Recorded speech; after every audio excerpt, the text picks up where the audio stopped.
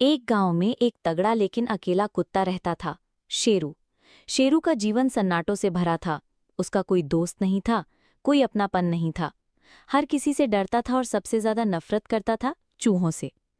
उसी गांव में एक नन्हा मासूम चूहा रहता था, टिंकू।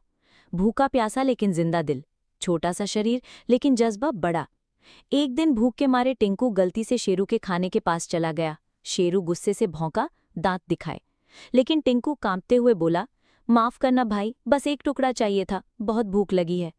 शेरू कुछ पल उसे देखता रहा, फिर बिना कुछ कहे मुंह फेर लिया। टिंकू चुपचाप खाना लेकर चला गया। उस दिन के बाद एक रिश्ता बनने लगा, एक अनकहा अनदेखा रिश्ता। टिंकू रोज कुछ न कुछ लाता, रोटी का टुकड़ा या एक मीठी मुस्कान। शेरू अब भौंकता नहीं था। धीरे धीरे दोनों की दुनिया बदलने लगी। टिंकू शेरू की पीठ पर बैठकर सैर करता, शेरू टिंकू की चुहलबाजियों पर हंसता। गांव के लोग हैरान थे, कुत्ता और चूहा दोस्त। फिर आया एक तूफानी दिन। रात के अंधेरे में गांव में एक बड़ा जहरीला कोबरा सांप घुस आया। सीधा शेरू की तरफ बढ़ा। शेरू की टांग पहले से घायल थी, वो हिल नहीं सकता था। जैसे ही सांप फुफकारता हुआ पास आया, टिंकू सामने कूद पड़ा। उसने सांप को चौंकाया, अपनी जान को दांव पर लगा दिया।